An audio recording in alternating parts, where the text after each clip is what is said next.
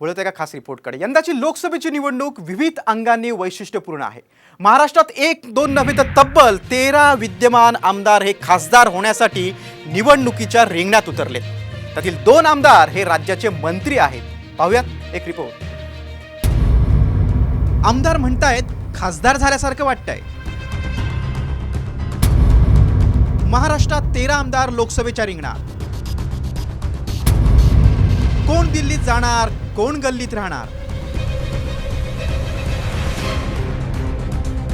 खरं तर आमदारकीचा थाट काही औरच असतो। तालुक्यात आमदार महोदय म्हणून मोठा रुबाब असतो, स्थानिक राजकारणात दबदबा असतो।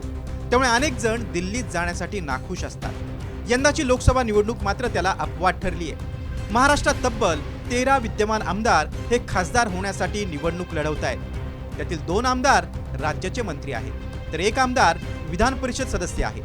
या आमदारांना आता खासदारकीचे वेध लागले। संसद प्रवेशाच्या त्या प्रतीक्षेत आहेत। कोणते आमदार खासदारकीचं स्वप्न पाहत आहेत ते पाहूया।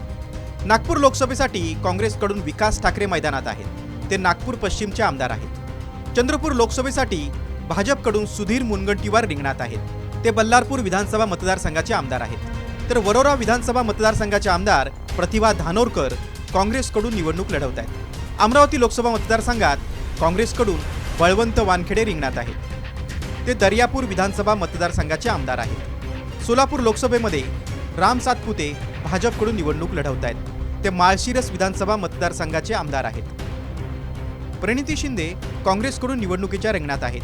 त्या सोलापूर शहर मध्य मतदारसंघाच्या आमदार आहेत। सातारा लोकसभेत राष्ट्रवादी शरद पवार गटाचे शशिकांत शिंदे उमेदवार आहेत। ते विधान परिषदेचे आमदार आहेत। छत्रपती संभाजीनगर लोकसभेमध्ये रोजगार हमी योजना मंत्री संदीपान भुमरे शिवसेना शिंदे गटाचे उमेदवार आहेत। ते पैठण विधानसभा मतदारसंघाचे आमदार आहेत। पुणे लोकसभेमध्ये काँग्रेसकडून रवींद्र धंगेकर निवडणुकीच्या रिंगणात आहेत। ते कसबा पेठ विधानसभा मतदारसंघाचे आमदार आहेत। मुंबई दक्षिण लोकसभेतून यामिनी जाधव शिवसेना शिंदे गटाच्या उमेदवार आहेत। त्या भायखळा विधानसभा मतदारसंघाच्या आमदार आहेत। मुंबई उत्तर मध्य लोकसभेमध्ये काँग्रेसकडून वर्षा गायकवाड उमेदवार आहेत। त्या धारावी विधानसभा मतदारसंघाच्या आमदार आहेत। ईशान्य मुंबई लोकसभेमध्ये मिहीर कोटेच्या भाजपचे उमेदवार आहेत।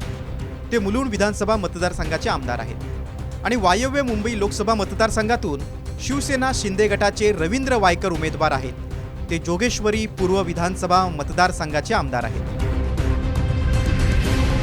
लोकसभा निवडणुकीत पारनेरचे निलेश लंके आणि उमरेडचे राजू पारवे हे 2 माजी आमदारही आपलं नशीब आजमावत आहेत। निलेश लंके दक्षिण नगरमधून तर राजू पारवे रामटेकमधून निवडणूक लढवत आहेत। निलेश लंके यांनी राष्ट्रवादी शरद पवार गटात प्रवेश करण्यापूर्वी आणि राजू पारवे यांनी शिवसेना शिंदे गटात प्रवेश करण्यापूर्वी आमदार पदाचा राजीनामा दिलाय। या 13 पैकी किती आमदारांचं खासदारकीचं स्वप्न पूर्ण होणार आणि किती जणांचं भंग पावणार हे येत्या 4 जून रोजीच कळणार आहे। ब्युरो रिपोर्ट, साम टीव्ही न्यूज।